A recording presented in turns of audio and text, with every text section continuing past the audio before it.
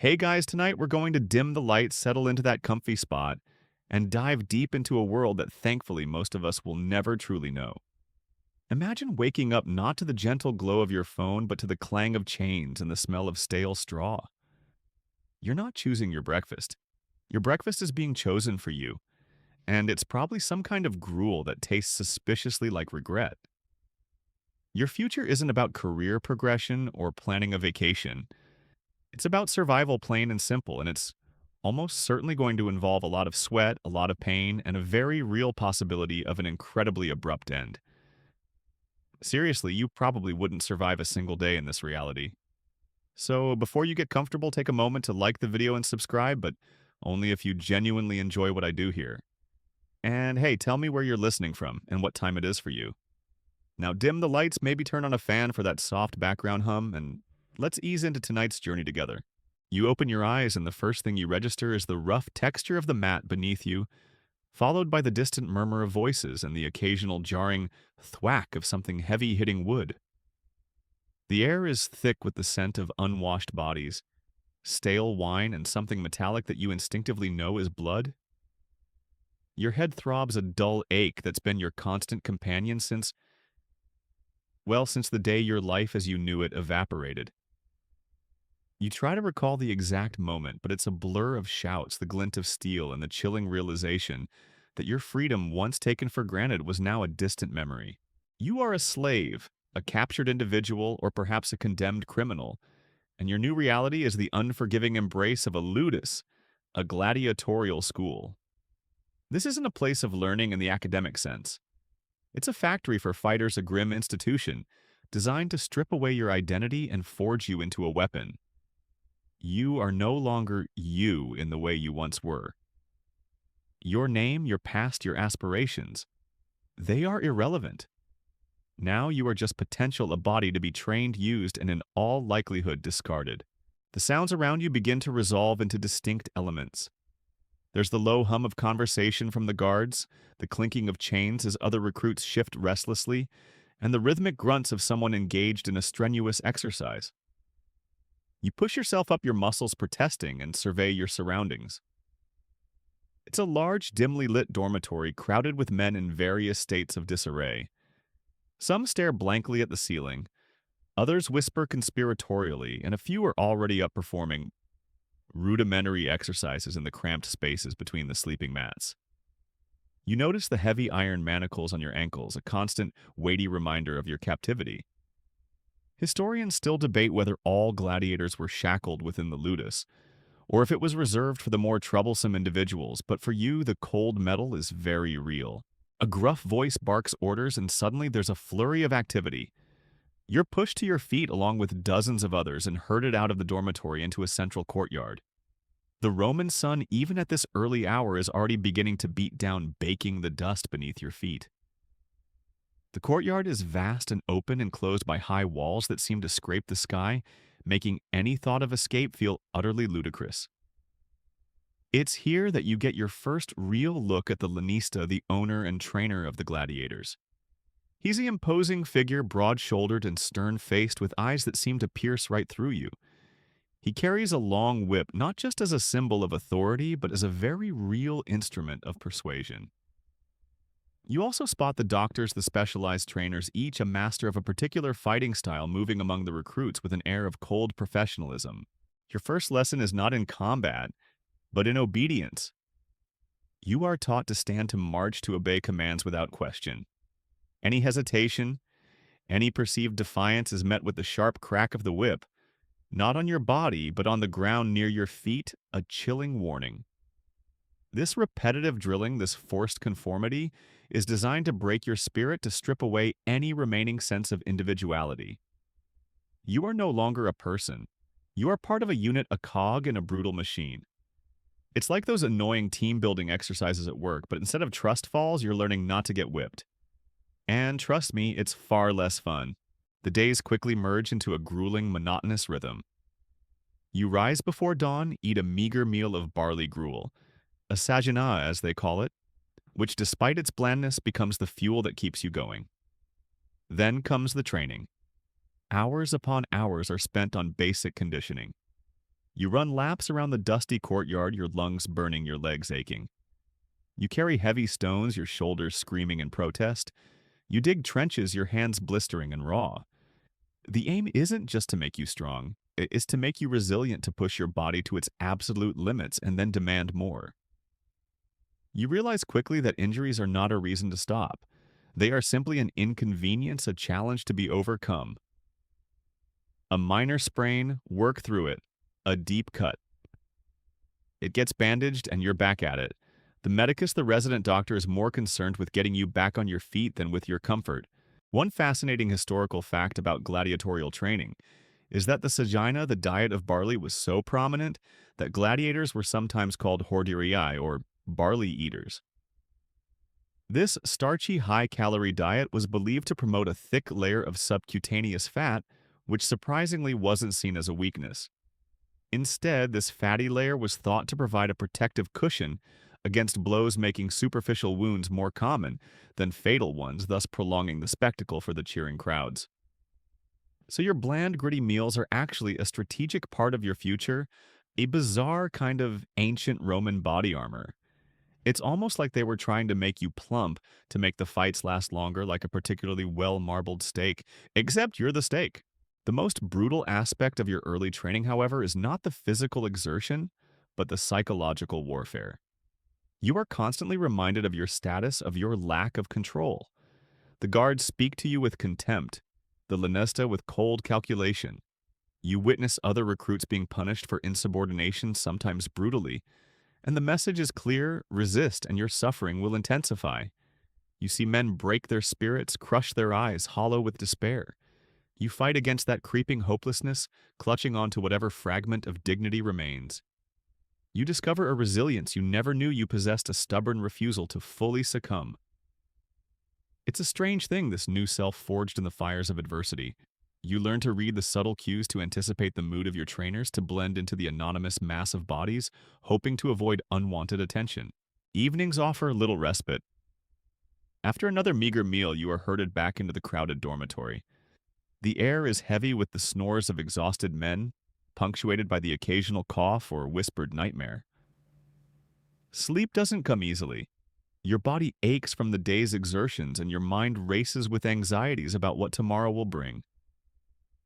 You often stare at the flickering oil lamp, its faint glow casting long, dancing shadows on the walls, and wonder about the world outside these high walls. You try to remember the faces of your loved ones, the sounds of your home, but the memories are already beginning to fade, replaced by the stark, immediate reality of your prison. One particularly peculiar detail you learn about the ludus is the existence of the pastor, a kind of spiritual leader or priest who sometimes served alongside the gladiators, offering comfort or presiding over rituals. It's a strange dichotomy, this spiritual solace in a place of such brutal violence. You wonder what kind of comfort a pastor could offer when your ultimate destiny is to spill blood for entertainment.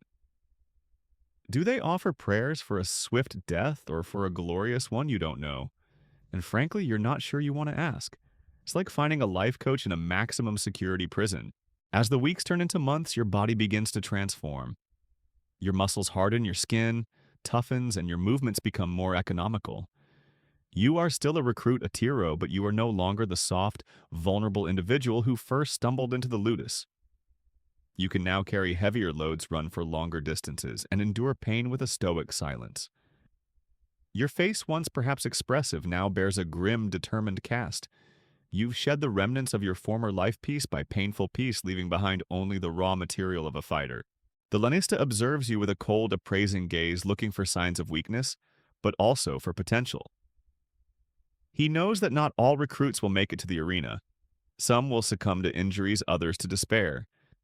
But a select few, those with the right combination of strength, resilience, and a spark of savagery, will be chosen to become true gladiators. You desperately try not to think about what that truly means, but the whispers among the older recruits, the ones with scars and haunted eyes, paint a vivid and terrifying picture. You are on a conveyor belt to combat, and there's no off-ramp. It's like being picked for the school play, except the audience demands blood, and the stage is covered in sand. And your acting coach just keeps hitting you with a stick. You've moved beyond the initial shock, the raw despair of captivity. Now, your reality is defined by the training ground's harsh embrace. Every dawn brings a new set of drills, each designed not just to hone your physical prowess, but to rewire your very being. The doctories these hardened veterans of the arena move among you. Their eyes sharp, their instructions precise, and their patience non-existent. They are your new masters, and their word is law. Your mornings begin with a cacophony of shouts and the rhythmic thud of wooden swords against training poles. You're assigned a payless, a heavy wooden post firmly planted in the ground, and your days are spent endlessly striking it. This isn't a graceful dance, it's a brutal, repetitive grind. You thrust parry and swing your muscles, burning your breath, coming in ragged gasps. The doctor demonstrates a move his movements fluid and deadly, then expects you to replicate it perfectly, over and over again. Your mistakes are met with sharp corrections, sometimes a stinging lash from a switch or a blunt blow to the body meant to instill the lesson through pain. You learn to brace yourself, to anticipate the impact, to internalize the movements until they become second nature. It's a relentless process, stripping away any hesitation, any softness. You are being conditioned to kill and to be killed with maximum efficiency. One common exercise involves sparring with dull wooden weapons against fellow recruits. This isn't friendly competition, it's a controlled form of violence. You learn to move to defend, to find openings. You get hit, you fall, you get up. The pain is constant, a dull ache that permeates your bones and muscles. But through it, you learn to absorb blows, to ignore the sting, to focus solely on the fight. You discover a primal instinct to survive, a fierce determination that overrides the agony. Historians still debate the exact progression of training, but it's clear that wooden weapons and repetitive drills form the core curriculum. You're basically doing ancient Roman CrossFit, but with a significantly higher risk of dismemberment, and a lot less kale. The doctors teach you various fighting stances, each designed for a specific weapon or combat scenario. You learn the stance of the Murmillo heavy and grounded, armed with a large rectangular shield scutum and a short sword gladius. Then there's the Thraex lighter and quicker with a small square shield and a curved sword sika. You watch the Retiarius almost naked, but for a shoulder guard wielding a net and a trident, a mesmerizing and dangerous dance of evasion. You don't get to choose your specialty yet. For now, you learn the basics of all of them, like a macabre vocational school, where every major leads to a potential early grave. Beyond the physical, there's a psychological battle being waged. The doctors are masters of intimidation. They exploit your fears, push your limits, and break down any lingering sense of self-worth. They scream at you, belittle you, and sometimes simply ignore you, a silence that can be more chilling than any shout. You learn to suppress your emotions, to adopt a stoic facade. To show fear is to invite weakness, and weakness in the ludus is a luxury you cannot afford. You observe the older gladiators, the ones who have survived multiple bouts. They move with an almost unnatural calm, their eyes cold and focused. They are the models you are expected to emulate, the living proof that survival, however brutal, is possible. Your diet, while still simple, is now meticulously managed. The barley gruel remains a staple, supplemented by beans, dried fruit, and sometimes a small portion of meat.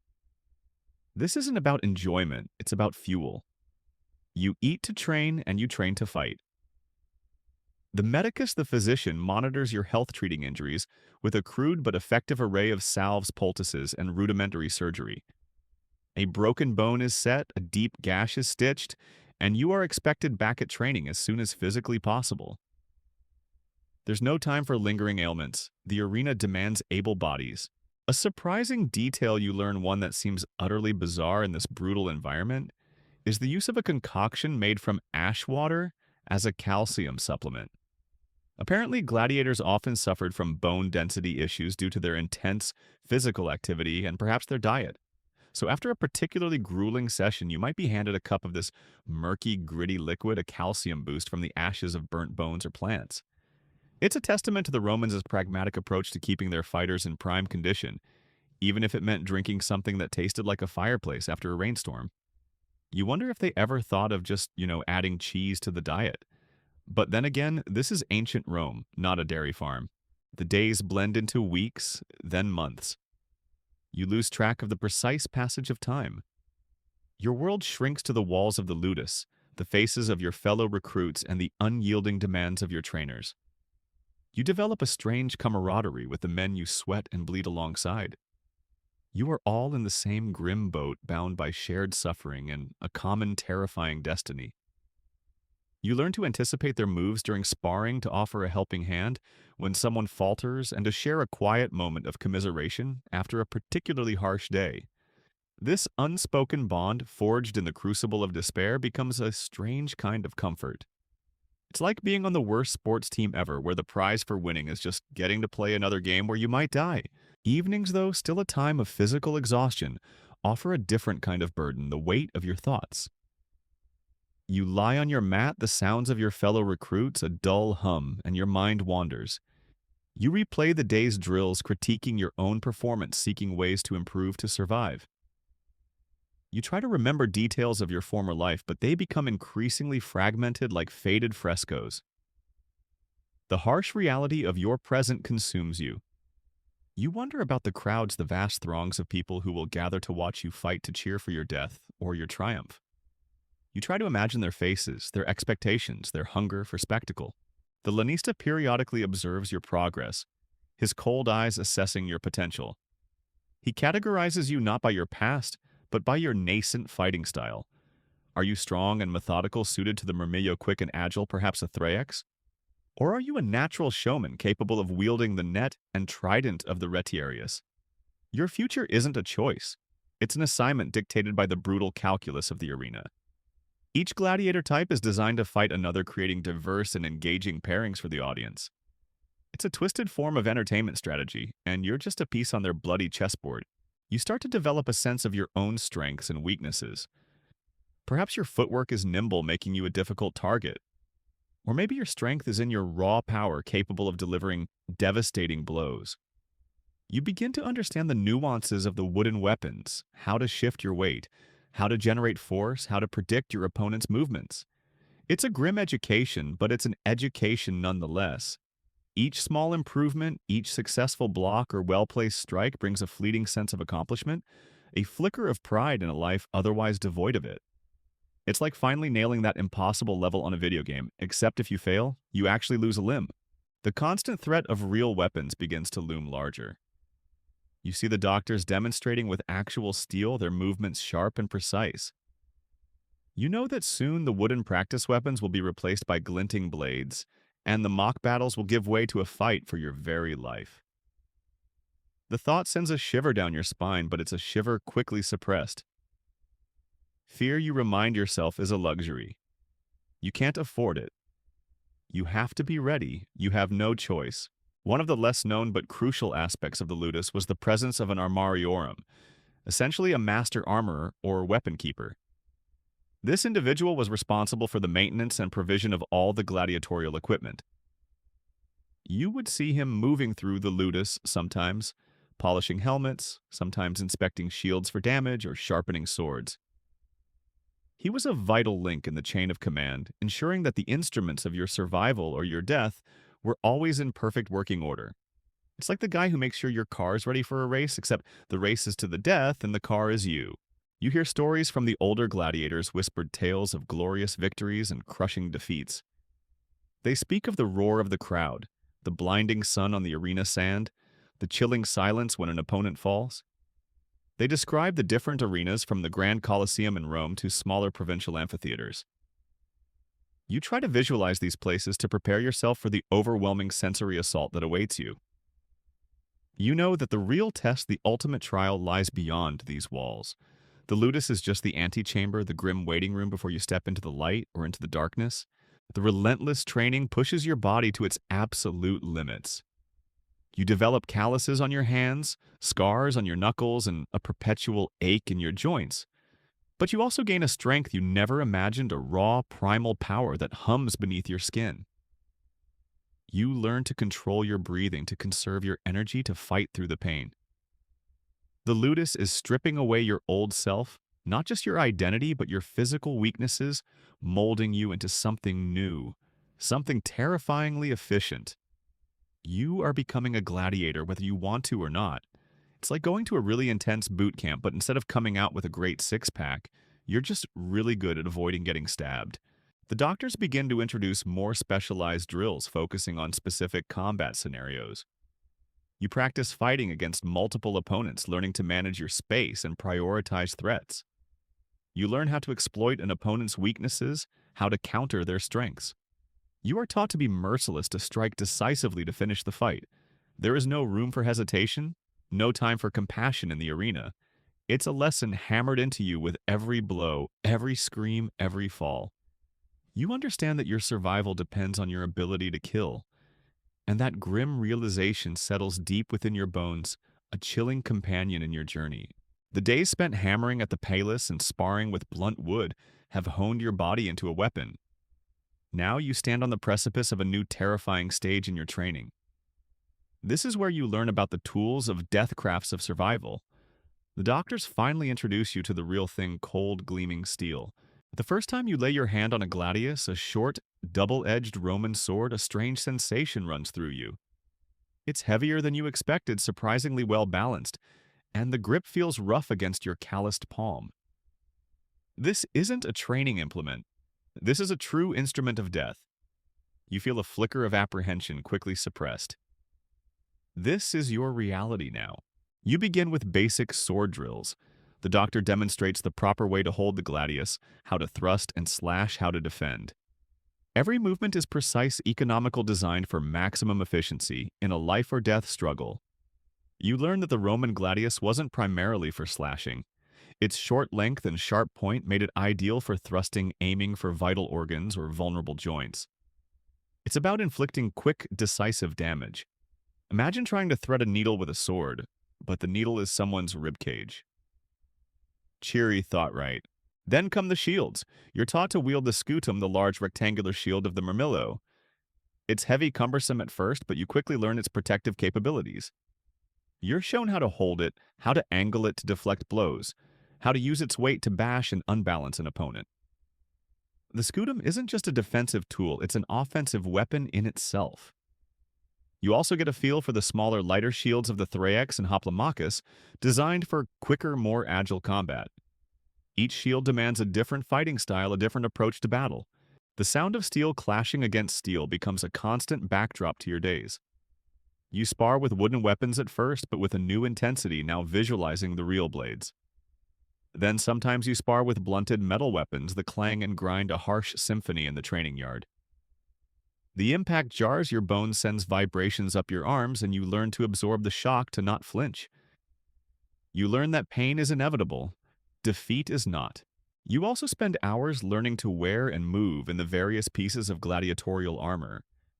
The heavy bronze helmet of the murmillo with its distinctive fish crest restricts your vision but offers crucial protection. The smaller, gridded helmet of the Thriex, while allowing more visibility, feels more exposed. You learn to breathe, to fight, to endure in these confines. The greaves, arm guards, and shoulder guards are all fitted, adjusted, and worn until they feel like a second skin. They're heavy, they chafe, they limit your movement in subtle ways, but they are your last line of defense. Academics continue to debate the exact weight and ergonomic impact of various gladiatorial armor sets, but undoubtedly they added significant physical stress. It's like trying to run a marathon in a medieval suit of armor. Not exactly ideal for a casual jog.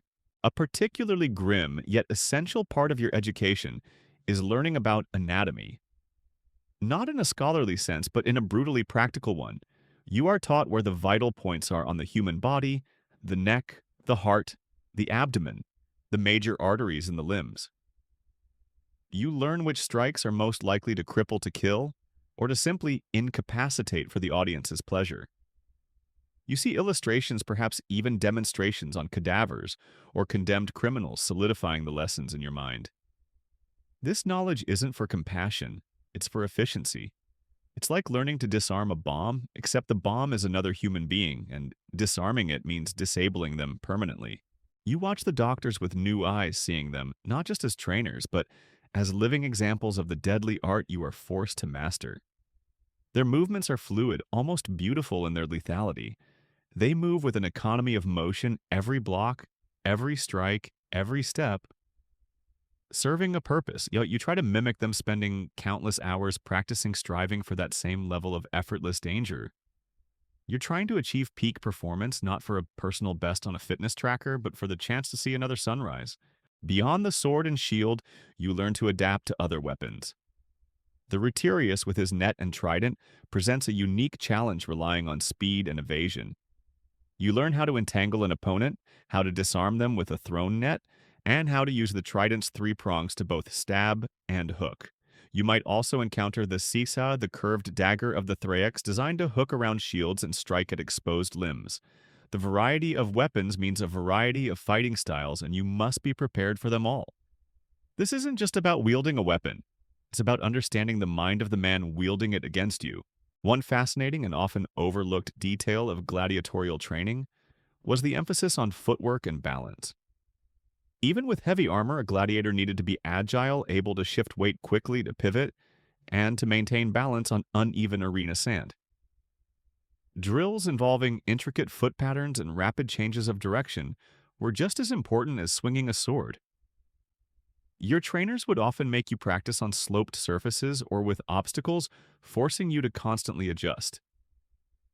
It's like a deadly version of a dance class where one wrong step could mean a swift end. You certainly wouldn't be doing the cha-cha. The pressure intensifies. The lanista makes more frequent appearances in the training yard, his gaze lingering on individual recruits. You know he's assessing who is ready, who has the makings of a true gladiator, and who will be sold off for lesser duties or simply discarded. The competition among the recruits, though unspoken, becomes palpable. Every swing, every block, every bead of sweat feels like a desperate plea for survival, a silent declaration of your worth. You are no longer just fighting for your life. You are fighting for the right to fight. The grim reality of injury becomes even more pronounced with real weapons. Even with blunted blades, mistakes happen. A misplaced block, a clumsy step, and a painful bruise, a deep cut, or even a broken bone can occur. You see men pulled from the training ground, sometimes never to return.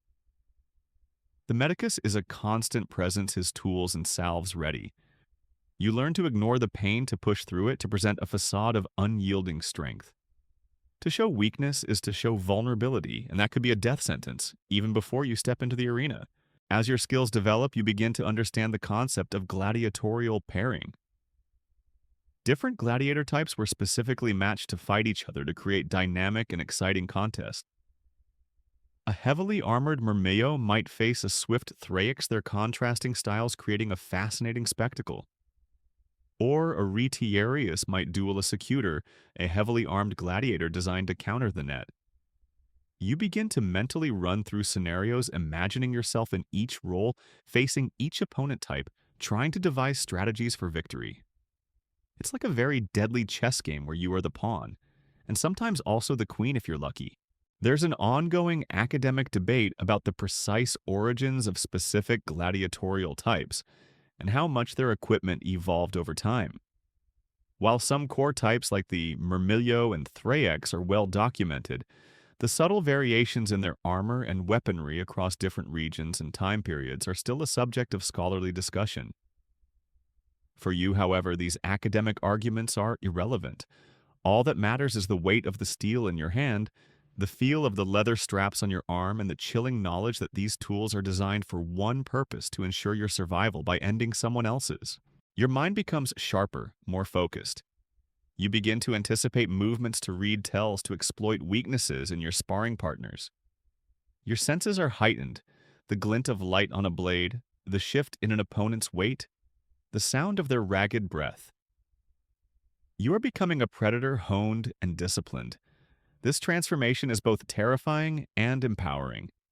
You are losing parts of yourself, the parts that were soft and afraid, but you are gaining a brutal, efficient strength. It's a strange paradox, finding freedom in absolute captivity, but this is the brutal reality of the ludus. You are being crafted piece by painful piece into a fighting machine. The air in the ludus shifts. A palpable tension descends, a hum of anticipation that crackles through the training yard. The casual brutality of daily drills now feels like child's play compared to the imminent reality. You hear the whispers, the hushed conversations among the older gladiators. The games are coming. This is it. This is why you've endured the pain, the hunger, the endless grind. The spectacle begins, your heart pounding. One morning, the lanista gathers all the gladiators in the main courtyard. His face is more severe than usual, his eyes scanning each man, assessing, weighing. He barks out names, and each name is a jolt, a cold splash of water. When your name is called, a strange mix of dread and a perverse kind of excitement surges through you. You are chosen. You are going to fight in the arena. It's like being picked for the school play, but instead of reciting lines, you're expected to bleed, possibly die, and the audience wants a standing ovation. The days leading up to the games are different. The training intensifies, but it's more focused now, less about general conditioning and more about specific scenarios. You spend more time practicing with full armor, getting used to its weight and how it affects your movement. You spar with live blades carefully under the watchful eyes of the doctors, the glint of steel a constant reminder of the stakes. The atmosphere is charged a mix of grim determination and unspoken fear. You are also given slightly better food. A small luxury, perhaps, but it's a clear sign that you are now a valuable commodity. They are fattening you up not for slaughter exactly, but for peak performance. You even receive rudimentary medical checks ensuring you are in prime fighting condition. They want you strong, resilient, and ready to put on a show. It's like preparing a prize racehorse, except the race ends in a pile of sand and possibly your own guts. Then comes the Cena Libra, the public banquet held the night before the games. This is an utterly bizarre experience. You and your fellow gladiators, the ones chosen to fight, are led into a public hall still under guard but visible to the Roman populace. They stare at you, these citizens, with a mix of curiosity, admiration, and morbid fascination. They are debating your chances, pointing out your physique, speculating on your fighting style. You are an object of entertainment, a living spectacle even before you step into the arena. Some people cheer, some throw flowers, others simply gawk. It's a surreal moment being gazed upon by the very people who will soon demand your blood. You feel like a celebrity, but the kind of celebrity whose career path has a very limited lifespan. You're offered food and wine richer and more abundant than anything you've had in the ludus. Some gladiators gorge themselves.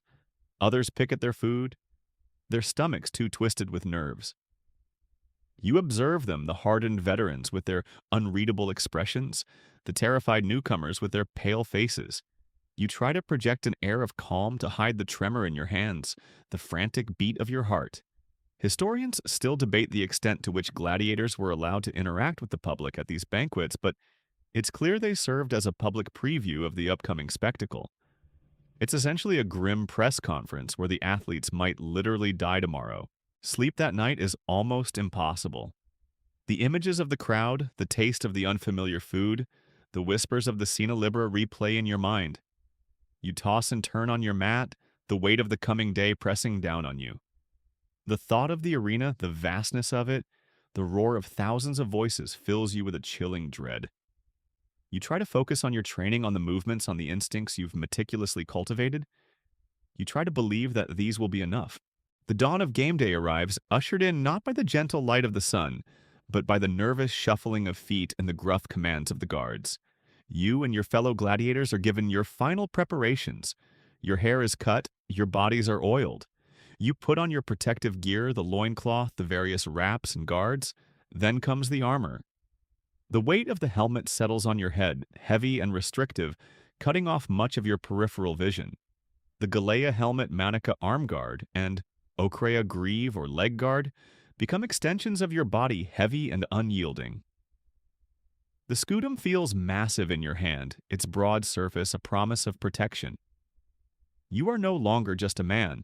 You are a gladiator, a warrior for the amusement of the masses. You are marched out a procession of armed men into the bustling streets of Rome. The sounds are overwhelming, the rumble of carts, the chatter of vendors, and the ever-present murmur of the Roman crowd growing louder with every step. People line the streets eager to catch a glimpse of the fighters. Children point, women whisper, men shout encouragement or insults. You keep your gaze fixed forward, trying to ignore the faces, the eyes, the weight of their expectations. It's like being in a parade, but everyone is waiting for you to fall on your face, perhaps literally. You approach the amphitheater, the Colosseum perhaps, or a grand provincial arena. The sheer scale of it takes your breath away. It rises majestically, a towering edifice of stone, and arches its upper tiers reaching for the sky. The roar of the crowd, which had been a distant murmur, now becomes a deafening wave of sound washing over you, making the very ground beneath your feet tremble. It's a sound unlike anything you've ever experienced, a primal roar of thousands of human voices, all anticipating the bloodlust to come. You are led through a dark tunnel, the noise of the crowd amplifying as you draw closer to the arena floor. The air grows cooler, damper. You can smell the earth, the dust, and something else. Something metallic and undeniably unsettling, the faint scent of blood from previous contests. Your heart hammers against your ribs, a frantic drumbeat in your ears. This is it. No more training, no more practice. This is the moment of truth. Then you emerge into the blinding light of the arena. The sudden transition from the darkness of the tunnel to the dazzling brightness of the sunlit sand is disorienting. You blink, trying to adjust, and the full panorama of the amphitheater assaults your senses. Thousands upon thousands of faces, a sea of humanity stretching up into the sky, their voices a continuous thunderous roar. They are all looking at you. Every single one of them. You stand on the arena, the sandy floor of the arena. The sand itself is a rich reddish-brown, and you know deep down what gives it that particular hue.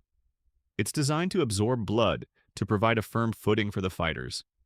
You take a deep breath, trying to steady yourself, trying to calm the frantic flutter in your stomach. This is the stage, and you are the performer. Before the main gladiatorial combat, there are often preliminary events. Animal hunts, venaciones, where wild beasts are pitted against hunters or other animals in public executions. You might witness these from a holding area, the sounds of the struggle, the roars of the animals and the screams of the condemned, adding to the terrifying atmosphere. These events serve as a bloody warm-up, whetting the appetite of the crowd for the main attraction. It's like the opening act at a concert, except the band is a rampaging bear and the roadie is a man with a spear.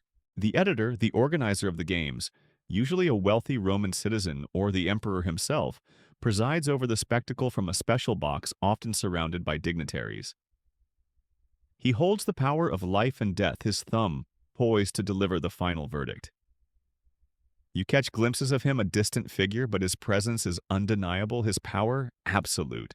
A fascinating, but often unmentioned detail of the editor's role was their responsibility for ensuring a good show. This included not just the quality of the gladiators, but also the variety of the spectacles and even the comfort of the audience, sometimes providing sun awnings Valeria or even misting the crowd with perfumed water. So, while you're bracing for death, someone up in the stands is complaining about the glare and asking for more scented spray. A very Roman dichotomy. The tubicines and cornicines, the trumpet and horn players, begin to blare their brassy notes, echoing through the vast space, signaling the start of the gladiatorial contest. The sounds are sharp, piercing, designed to heighten the tension, to whip the crowd into a frenzy. You watch other gladiators, some looking confident, some stoic, some clearly terrified. You see their armor gleaming, their weapons ready. You are all about to embark on a dance of death for the entertainment of a colossal audience. You remember the words of your doctor, the relentless drills, the lessons in pain endurance? You grip your gladius tighter, adjust your shield. Your training is all you have now, the only thing separating you from oblivion. The roar of the crowd, once overwhelming, now recedes slightly, becoming a background hum as your focus narrows. Your senses sharpen, your mind clears. The only thing that matters is the sand beneath your feet, the opponent you will soon face, and the desperate primal urge to survive. This is not just a fight, it's a performance, a struggle for life enacted before thousands of eager eyes, and you are about to play your part. The trumpets blare again, a final piercing call that signals the start of the true combat. Your breath hitches. This isn't practice anymore. This is the dance of death in the dust. You are escorted to the center of the arena, the vast expanse of reddish-brown sand stretching around you. The roar of the crowd is a physical force pressing in from all sides. You can feel the vibrations of their shouts through the soles of your bare feet. The sunlight is blinding, glinting off the polished bronze of your helmet and shield. You try to take it all in to mentally map the space, but your senses are overwhelmed. It's like stepping into the loudest, most chaotic party you can imagine, except everyone is there to watch you fight to the death. And there's no open bar. Then you see him, your opponent. He stands across from you, perhaps 20 paces away, a mirror image of your own grim purpose. He might be another Murmillo or perhaps a Thraex with his curved blade and small shield, or even a Retiarius with his net and trident, a stark contrast to your heavy armor. Your doctor's voice echoes in your mind, rattling off the strengths and weaknesses of each gladiator type. You quickly assess his stance, his armor, the way he holds his weapon. You search for any sign of nervousness or overconfidence. The editor high in his box gives a signal and the tubicines play a short, sharp fanfare. The crowd goes silent for a split second, an eerie, expectant hush. Then, as if on cue, a collective roar erupts, urging you both forward. You take a deep breath and you begin to move. Your first steps are cautious, testing the sand beneath your feet, gauging the distance to your opponent. Your shield is held high, your gladius poised. You remember the drills, the endless repetition, the muscle memory that now takes over. Your training kicks in, overriding the fear, replacing it with a cold, focused determination. Your opponent moves, closing the distance. He feints, trying to draw you out to find an opening. You remain disciplined, your shield a solid wall, your eyes never leaving his movements. The clang of metal against metal is the first sound of the true fight. His blade strikes your shield with a jarring impact, sending a jolt up your arm. You brace yourself, absorbing the blow, then quickly counter a thrust aimed at his exposed side. He parries, agile and quick. The fight becomes a brutal dance, a grim choreography of attack and defense. You circle each other, feinting, thrusting, parrying. The sand flies up with every shuffle of your feet, every heavy step.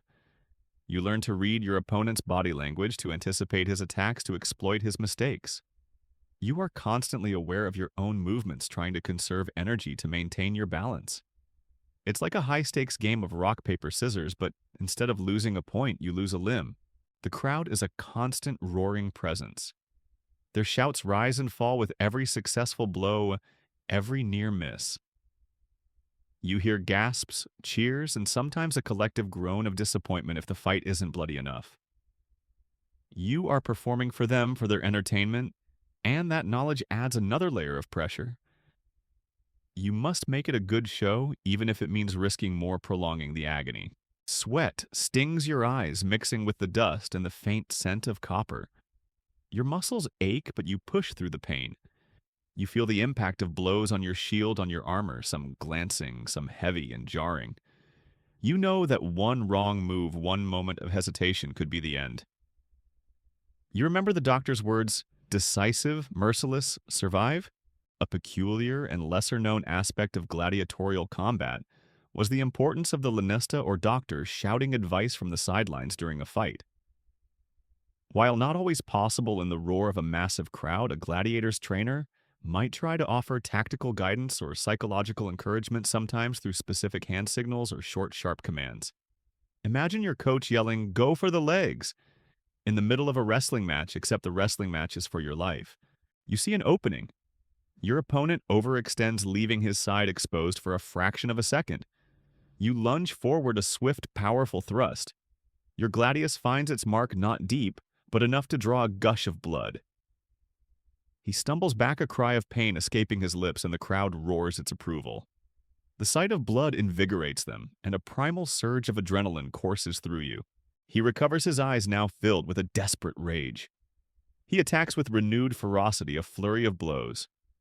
You raise your shield, absorbing the impacts, deflecting the strikes. You are forced to retreat, giving ground, but never breaking your guard.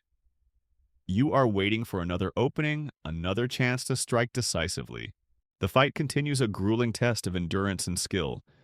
You're both tired, your movements slowing, your breaths coming in ragged gasps. The arena seems to shrink, the crowd fading into a blur as your world narrows to the space between you and your opponent. It's just you, him, and the sandy floor. One of the more enduring academic debates among historians concerns the extent to which gladiatorial contests were staged or genuinely spontaneous. While undoubtedly trained and adhering to certain conventions, the raw, brutal reality of the combat, where lives were genuinely at stake, suggests that while elements might have been choreographed for spectacle, the outcomes were often truly uncertain. For you, this isn't a debate. It's a very real fight for your life where every move matters. You find another opportunity. He falters perhaps from exhaustion, perhaps from his wound. You capitalize on it, driving him back, pressing your attack. Your gladius finds its mark again, a deeper thrust this time aimed at his vitals. He collapses to the sand, his shield falling with a clatter, his weapon sliding from his grasp. The crowd erupts a thunderous wave of sound that shakes the very ground. They are on their feet, cheering, shouting, demanding a verdict. You stand over your fallen opponent, your chest heaving, your gladius still poised. He lies motionless or perhaps stirs weakly, his eyes fixed on you. A plea, a challenge, or a broken surrender. Your fate and his now rest in the hands of the editor. You look up at the imperial box or the magistrate's platform awaiting the signal. The crowd is clamoring their thumbs either up or down, mirroring the gesture they expect from the editor. The decision is entirely theirs based on your performance, your opponent's bravery, and the fickle whims of the audience. If his thumb is turned down, a grim gesture often interpreted as swords down or throat cut, it means death. You would then deliver the coup de grace, a swift, merciful end. If the thumb is up or sometimes waved in a different direction, it means Monsieur, a reprieve, a chance for your opponent to live and fight another day. You wait, your heart pounding, the roar of the crowd deafening. The seconds stretch into an eternity. This moment, this ultimate power over another life, is the brutal culmination of all your training.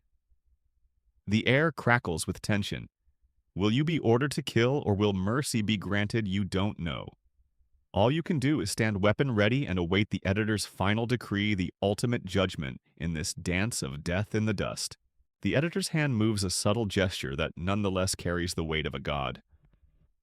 For your opponent, it's missio. A collective gasp, then a new wave of shouts from the crowd. Some appreciative, some disappointed. Your opponent is spared.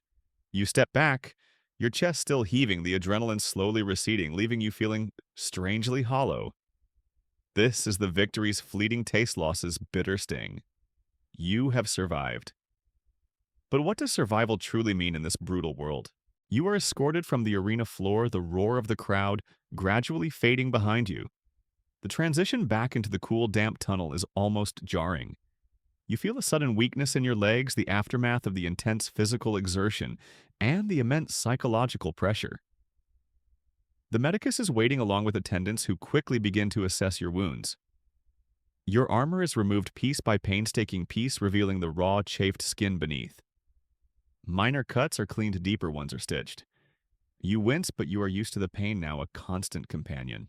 Your body is a map of the fight, fresh bruises blossoming on your arms and legs, the faint ache in your shoulders from absorbing blows, the subtle tremor in your hands. You are given a sponge bath with warm water, a rare luxury that momentarily washes away the dust and sweat of the arena. Then a fresh tunic and a small restorative meal. Perhaps some bread, a piece of dried meat, and a cup of watered wine. It's meager, but it feels like a feast after the brutal energy expenditure. You are not alone. Other gladiators, those who have fought and survived the morning's contest, are also present. Some are visibly jubilant, their eyes shining with the thrill of victory. Others are quiet, their faces grim, perhaps haunted by the image of a fallen comrade. There is a strange camaraderie among you, a shared understanding of what you have just endured. You exchange brief, knowing glances, a silent acknowledgement of the thin line between life and death.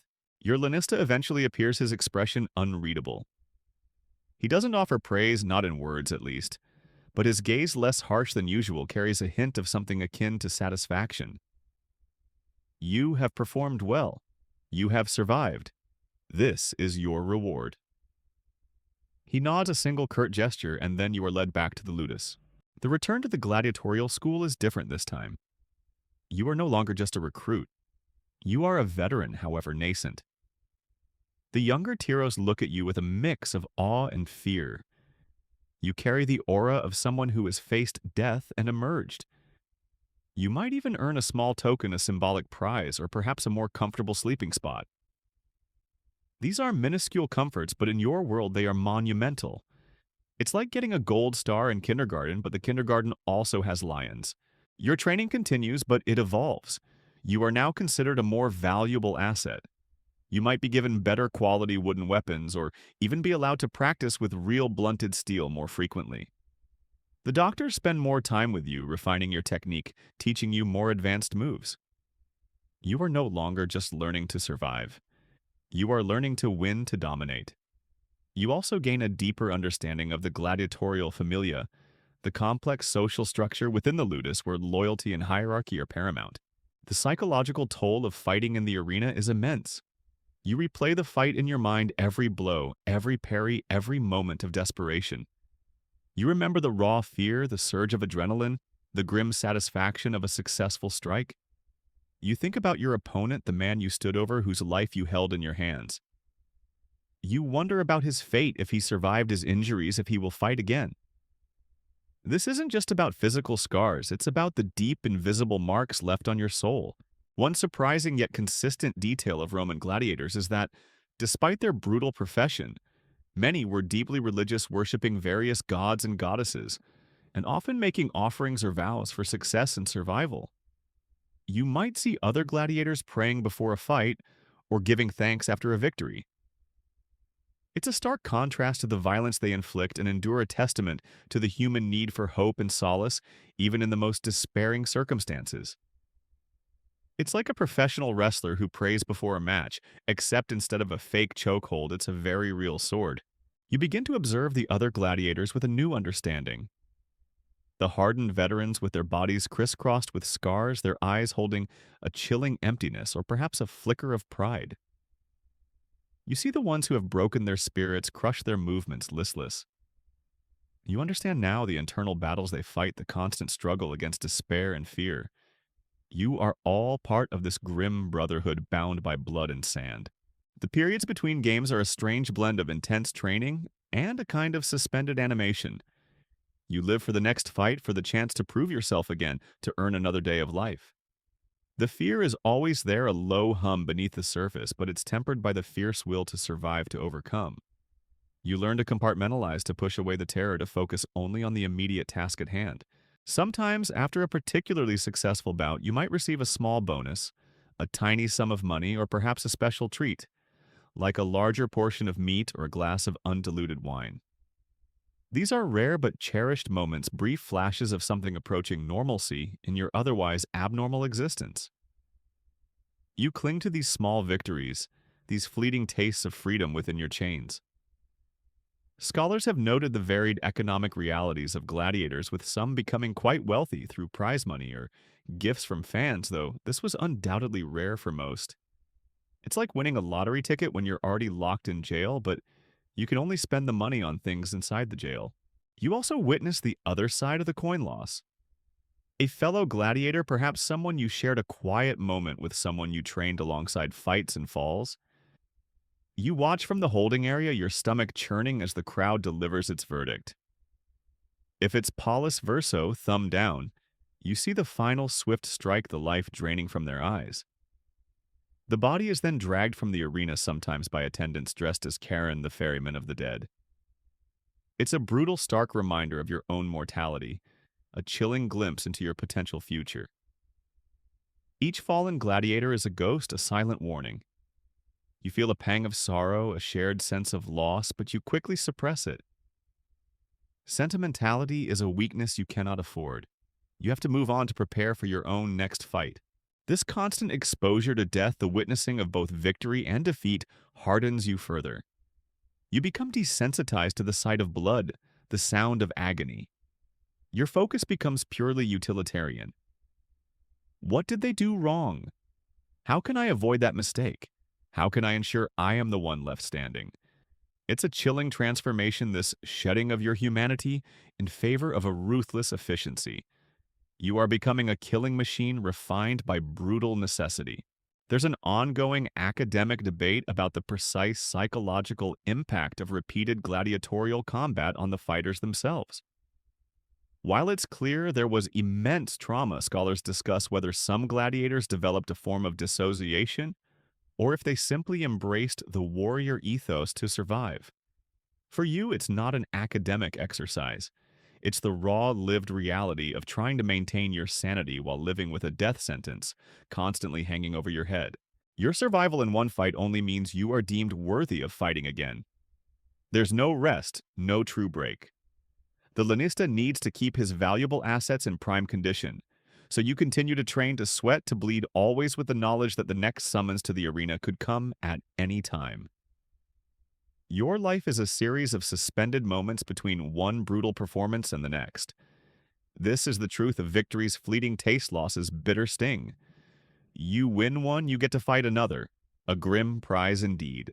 You carry the arena within you now, not just in the memory of the roaring crowd, but in the ache of your bones and the cold certainty in your eyes. Beyond the arena, the gladiator's scars are more than just the visible gashes on your skin. They are etched deep within your being, changing you irrevocably.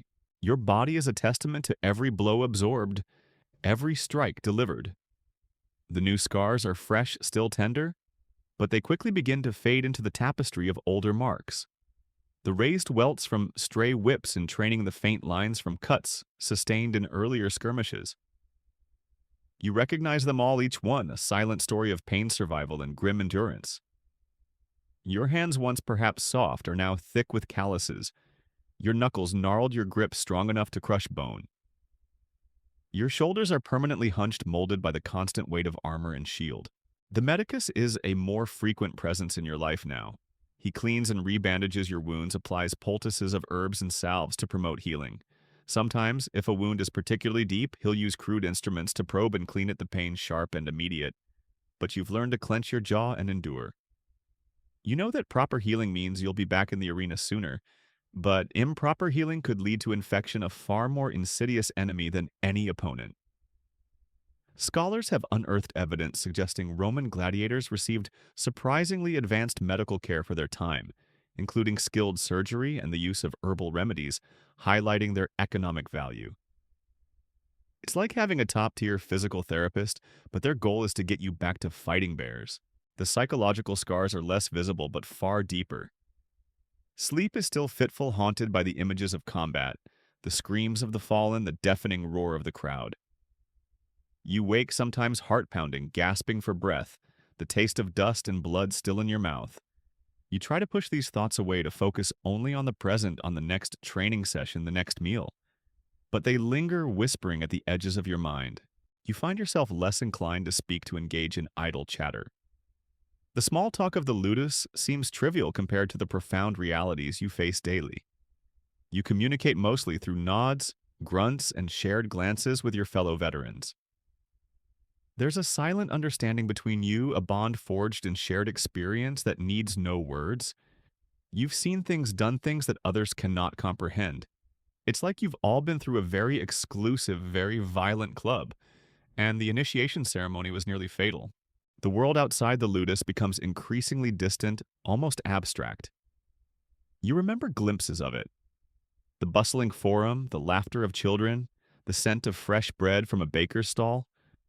But they feel like fragments of a dream. Your reality is now confined to these walls, this dust, this constant cycle of training and combat. Your identity as a free person has eroded, replaced by the grim moniker of Gladiator. You are a weapon owned and wielded for entertainment.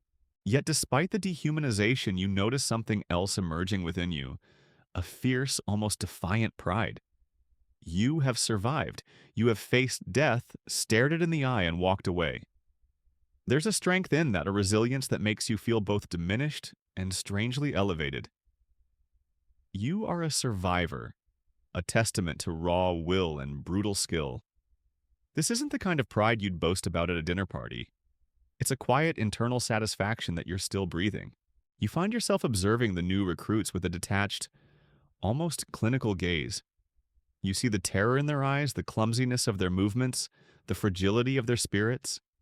You remember being them, but that memory feels distant, like another lifetime. You offer no words of comfort, no advice. They must find their own path as you did through the crucible of the ludus. You know that some of them will break, some will die, and a few will emerge hardened and scarred just like you. One fascinating if gruesome detail that historians often discuss is the practice of gladiators receiving a special diet to quickly regain weight and muscle after a fight. This fattening diet, rich in carbohydrates and calories, wasn't just about strength. It was also believed to help provide a protective layer of subcutaneous fat that could mitigate severe cuts and blows in future battles. So while you're recovering, you're essentially being prepared to be a more effective, albeit somewhat padded target for the next show. It's like a car needing a tune-up, but the tune-up involves adding more crumple zones to the driver. The Lanista sometimes uses you now, not just as a fighter, but as an example. He might pair you against a particularly troublesome recruit, or demonstrate a difficult technique using your body. You are a living testament to his training methods, a symbol of what the ludus can forge. This attention, while a form of validation, also carries a heavy burden. You are constantly under scrutiny, expected to maintain your peak performance, to never falter. Your interactions with the doctors also change. There's a grudging respect in their eyes now, a recognition of your proven skill. They might consult you on certain aspects of training or give you more autonomy in your practice. You are no longer just a pupil. You are a peer, albeit one who still ultimately answers to them. This shared understanding of combat, this silent language of warriors, forms a new dynamic. There's an ongoing academic debate about the long-term health consequences for gladiators who survived many fights. While ancient medical texts describe treatments for various injuries, the cumulative effect of concussions, bone fractures, and chronic pain surely led to significant physical deterioration and reduced lifespans even for those who earned their freedom. You don't need an academic study to know this, however. Your own body serves as constant, painful proof. Every joint aches, every old wound twinges in the damp Roman air.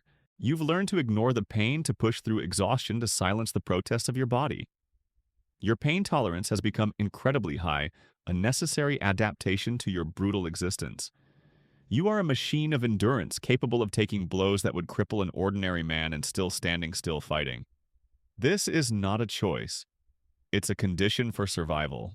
The Roman fascination with gladiators was profound, deeply ingrained in their culture. They saw gladiators as embodying ideal Roman virtues, courage, discipline, and stoicism in the face of death. For you, however, these ideals are far removed from the raw, desperate reality of the arena. You are not a symbol. You are a man, or what remains of one, fighting for every breath, every fleeting moment of existence. You are a performer, yes, but your stage is a grave, and your audience is baying for blood. This new normal, this life beyond the arena yet perpetually bound to it, is a stark reality. You live in a constant state of readiness, always anticipating the next call, the next fight. Your scars are not just reminders of past battles, they are preparations for future ones. They tell a story of resilience, of a spirit that refuses to be completely broken, even as your body bears the indelible marks of a gladiator's brutal life. As your body toughens and your spirit hardens, a new kind of whisper begins to circulate among the veteran gladiators, a more dangerous whisper than any battle cry, the whisper of freedom. You cling to these whispers of freedom, glimmers of hope, even as you know how fleeting and out of reach they often are. The concept of manumission, the act of being freed from slavery, is the ultimate dream. For gladiators, this usually comes in the form of a wooden sword, the rudis. If a gladiator performs exceptionally well, consistently wins, and survives many fights, he might eventually be granted the rudis by the editor, or even the emperor himself. This isn't a guarantee, of course, it's a rare honor, and even then, freedom doesn't always mean immediate prosperity. Many freed gladiators would become trainers, doctors themselves, or bodyguards, or even simply retire in poverty. But the mere possibility, however slim, acts as a powerful motivator. It's like the ultimate gold medal, except the competition involves a lot more bleeding. You watch the few who achieve this coveted freedom with a mixture of envy and respect. Their faces, once etched with the grim resolve of the arena, soften with a fragile hope. They are the living legends, the proof that the brutal system can sometimes, just sometimes, offer a way out. You think about what you would do if you were free. Would you seek out your family if they still exist? Would you simply disappear into the vastness of the Roman Empire, trying to forget the horrors you've witnessed? The questions hang in the air, a constant, tantalizing mirage. Your continued survival in the arena earns you a certain status within the ludus. You might be given slightly better food, perhaps a private cell, rather than the cramped dormitory. You might even be allowed certain small privileges like more frequent baths, or the company of a personal slave to assist you.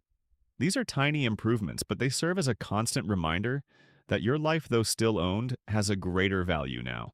You are a commodity that the Lanista is keen to protect and maintain. It's like getting upgraded to business class on a flight that might crash. You learn about the different ways gladiators could gain their freedom. Sometimes it was granted as a direct result of an extraordinary act of bravery in the arena. Other times it might be bought either by a wealthy patron who admired your fighting prowess, or, if you managed to accumulate enough prize money, a truly rare feat. The idea of buying your own freedom piece by agonizing peace through bloodshed is a stark testament to the desperation of your situation. You'd essentially be paying off your student loans with death matches. The training for veteran gladiators also changes. It becomes more focused on maintaining peak performance and refining specialized skills. You spend less time on basic conditioning and more time on advanced tactics, learning to counter unique opponents or adapting to different arena environments. You might even be given the responsibility of training the younger Tiros, imparting your grim wisdom and hard-won experience. This mentoring role gives you a strange sense of purpose, a way to pass on the knowledge that has kept you alive. One specific historical detail that gives a glimmer of hope, albeit a small one, is the existence of the gladiatrix, female gladiators. Though incredibly rare and often seen as scandalous by Roman society, their existence demonstrates that even within such a rigidly defined system, there were exceptions and variations. This suggests a slightly more complex reality than just male slaves, hinting at the diverse ways individuals might end up in the arena and perhaps the varied paths to potential freedom. It's like finding out there was a very niche reality TV show where women fought and sometimes they actually won. Despite the hope, the reality of life in the ludus remains brutal. Injuries are a constant threat, and a career-ending wound means that your value plummets. A gladiator unable to fight is a financial drain on the Lanista, and often sold for lesser, more brutal labor, or even simply disposed of. You've seen it happen. You've seen comrades once formidable reduced to broken husks, their dreams of freedom extinguished. This grim truth is a powerful counterpoint to any glimmer of hope, ensuring you never truly relax. The psychological burden of anticipating freedom yet living under the constant threat of death is immense. You find yourself swinging between moments of fierce determination and quiet despair. You dream of a life without chains, without the roar of the crowd, without the scent of blood. But then you wake to the cold reality of your cell, the clang of the blacksmith working on new manacles and the distant shouts of training. It's like constantly being offered a winning lottery ticket, but you can only cash it if you survive a game of Russian roulette. The Lanista and his doctors often dangle the prospect of freedom as a carrot, a way to motivate you to fight harder, to be more ruthless. They tell stories of famous gladiators who earned their rudies, who walked away from the arena as free men. These stories become legends whispered among the gladiators, fueling the faint flame of hope. You learn that while many gladiators were slaves, some were volunteers, octorati freemen, who chose to enter the arena for money glory or to pay off debts. Their presence highlights the complex relationship Romans had with gladiatorial combat, blurring the lines between coercion and choice. There's an ongoing academic debate about the precise legal and social status of gladiators even after manumission. While theoretically free, many faced social stigma and limitations on their civil rights. Some scholars argue that true freedom in the Roman sense was often unattainable for former gladiators, who remained tied to their brutal past. For you, the legal nuances are far less important than the simple visceral desire to walk away from this life, to be able to make your own choices, however limited. You continue to fight, to train, to survive, driven by this tantalizing vision of freedom. Each battle won brings you a fraction closer. Each wound healed is a step forward. You suppress the doubts, the fears, the moments of despair. You focus on the task at hand, on the opponent before you, on the precise movements that will ensure your survival. The arena, once a place of pure terror, becomes a means to an end, a gruesome pathway to a life you can only dream of. You've seen gladiators who embraced their role, who reveled in the adoration of the crowd, who found a perverse sense of glory in the combat. But for you, the arena is a prison, and the fighting is simply the key. The hope of the Rudies, the wooden sword of freedom, burns faintly but persistently within you, a silent promise in a world of violence and despair. You continue to grasp at these whispers of freedom, these glimmers of hope, because without them there is only the brutal reality of the sand. Your life in the Ludus is a constant oscillation between grueling training and the terrifying, exhilarating moments in the arena. Yet you've come to understand that your fate isn't solely in your hands or even in the strength of your sword arm. It rests precariously on the Emperor's whim, the crowd's decree. You learn that the games are not just about individual combat, they are a political tool, a way for the Roman elite to entertain the masses, to display their wealth and power, and to gain popular favor. The editor of the games, whether a powerful magistrate or the emperor himself, holds absolute sway. Their decisions are final, their thumbs poised to deliver life or death. You, the gladiator, are merely a pawn in this grand political theater. It's like being a contestant on a reality TV show, but the judges can literally end your life with a single gesture. You become acutely aware of the editor's presence in the imperial box. You learn to recognize their mood, their preferences. Some editors are known for their ruthlessness, rarely granting missio. Others are more inclined towards mercy, or at least a longer, more drawn-out spectacle. You learn to gauge the crowd's reaction too. A particularly valiant effort, even in defeat, might sway the public, and their clamor for missio can sometimes influence the editor's decision. Your life hangs by a thread often dependent on the fickle desires of thousands of strangers. The types of gladiatorial contests you participate in are not random. They are carefully selected by the editor to provide maximum entertainment. You might be matched against a familiar opponent, creating a sense of rivalry for the crowd. Or you might face a truly exotic challenge like a beast or an unusual gladiator type designed to shock and awe. This strategic planning means you never truly know what awaits you, only that it will be designed to thrill the masses. It's like being cast in a movie, but you have no idea what role you're playing until you're on set, and the script is constantly changing. There's a subtle yet powerful pressure to perform, not just to win, but to put on a good show. A quick, decisive kill might satisfy some, but a prolonged, dramatic struggle filled with near misses and heroic comebacks often earns greater applause and a higher chance of missio if you fall. You are an actor on a bloody stage expected to deliver a compelling performance. You learn to gauge the crowd's energy, to sense when to push, when to feign weakness, when to unleash a flurry of blows. It's a chilling calculus, balancing your survival against the audience's hunger for spectacle. One particularly striking, though not universally practiced custom, was the pollis verso gesture. While often depicted as a simple thumbs down for death, historical sources suggest the actual gesture for death might have been thumb towards the throat, or even thumb extended out. Conversely, for missio mercy, the thumb might have been held up or tucked into a fist. The precise meaning of the various thumb gestures remains a subject of ongoing academic debate among classical scholars. For you, however, the message is always terrifyingly clear regardless of the exact finger placement. You witness firsthand the consequences of displeasing the crowd or the editor. A gladiator who performs poorly, who shows cowardice, or who fails to entertain might be subjected to particularly harsh punishment, or simply ordered to his death without a second thought, even if he fights bravely. The brutal truth is that your life has a price, and that price is tied to the entertainment value you provide. It's like being a stand-up comedian, and if your jokes bomb, you get executed. The power of the crowd is immense. Their collective roar can influence the editor, urging them towards mercy or demanding a kill. You learn to listen to their voices, to feel their mood. Sometimes a fallen gladiator might appeal directly to the crowd, raising a finger, pleading for his life.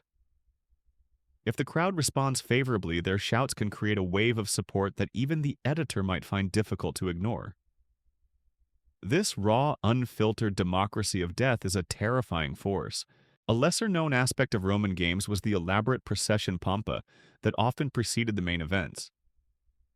This grand parade featured the editor, senators, priests, musicians, and most importantly, the gladiators themselves, arrayed in their finest armor parading before the adoring crowds. It was a spectacle designed to build anticipation and showcase the wealth and power of the organizers, a prelude to the bloodbath to come. You are part of this parade, a walking advertisement for the brutality that awaits. It's like a Super Bowl pregame show, but the players are being shown off before they potentially die. You continue to train, perfecting your skills, but now with an added layer of psychological preparation. You try to anticipate the editor's preferences to understand the crowd's desires. You learn to project an image of strength and courage, even when your heart is pounding with fear. You understand that your survival is as much a performance as it is a battle of skill. There's an enduring academic debate about the motivations of the Roman public in attending these games. Were they genuinely bloodthirsty, or did they view it as a cultural and civic duty? Did they empathize with the gladiators or see them as mere objects of entertainment? For you lying in the dust of the arena awaiting judgment, these academic questions are irrelevant. All that matters is their verdict, the thunderous roar that will decide your fate. Your body is a testament to your past victories, but each new fight is a fresh gamble. The scars multiply, the aches deepen, but your will to survive remains unwavering. You are not just fighting for yourself anymore. You are fighting against the arbitrary power of the editor, against the collective will of the crowd, against the whims of an empire that sees your life as mere spectacle. Your fate is decided not just by your strength, but by the emperor's whim, the crowd's decree. You have defied death countless times your body, a testament to countless battles your spirit, a forge of grim endurance. Your life has been a cycle of training combat and fleeting moments of respite. Now, as the final curtain draws near you, reflect on the legacy of blood and sand. You are older now, your movements perhaps a little slower, your body aching more acutely from old wounds and chronic pain. The roar of the crowd, while still deafening, no longer holds the same terror or thrill. You've seen countless opponents fall, countless comrades dragged from the arena. You are a survivor, a veteran of the sand, a testament to the brutal efficiency of the Roman gladiatorial machine. The Lanesta still eyes you, but with a different kind of calculation. Your value as a commodity is still high, perhaps even higher due to your reputation and experience. But your physical peak is behind you. He knows that every fight now is a risk that a single devastating blow could end your career or your life instantly. You might be reserved for special exhibition matches or pitted against increasingly formidable opponents to maximize the spectacle. It's like a beloved sports star reaching the twilight of their career where every game feels like a farewell tour, albeit a very violent one. You have witnessed the ebb and flow of gladiatorial popularity. Emperors come and go, some favoring grand spectacles, others more reserved. The types of games change, new gladiatorial forms emerge, but the core essence remains the same human struggle for entertainment. You are a living relic of this brutal tradition, a silent observer of its unchanging heart. The whispers of freedom, the Rudis, become a more tangible yet still elusive hope. You've seen other long-serving veterans granted their freedom walking away from the ludus with a mixture of relief and bewildered uncertainty. Their paths diverge. Some become trainers, others disappear into the anonymity of Roman society. You wonder if that will be your fate, if you will ever feel the sun on your face as a truly free man. One incredibly rare, almost legendary occurrence for a gladiator was the awarding of summa rudis, a special ceremonial wooden sword that indicated not just freedom but often a prestigious role as a doctor or even a supervisor of gladiatorial schools, a true mark of distinction and respect. While most who earned the rudis simply walked away, the summa rudis was the ultimate acknowledgement of a gladiator's prowess and contribution to the games. It's like retiring from a brutal sport and being asked to coach the national team, but the team still involves a lot of sharp objects. The Roman fascination with death and spectacle which you have embodied for so long continues unabated. You understand now with a chilling clarity that you are part of a larger narrative, a living symbol of Roman power, and the human capacity for both cruelty and courage. Your individual story, whether ending in triumph or tragedy, will be absorbed into the vast collective memory of the games. There's an ongoing academic debate about the ethical implications of gladiatorial combat and its role in Roman society. Was it a necessary outlet for societal violence, a reflection of Roman values, or simply a barbaric form of entertainment? For you, however, there are no academic debates, only the visceral reality of survival, the constant fear, and the enduring question of whether the next roar of the crowd will be for your final breath. Your body carries the accumulated weight of years in the ludus and arena. Every joint aches, every scar twinges in the damp air. You move with a practiced stiffness, a testament to the cumulative trauma your body has endured. But even now, a flicker of the old fighting spirit remains, a stubborn refusal to yield, a deep-seated instinct for survival that has become your defining characteristic.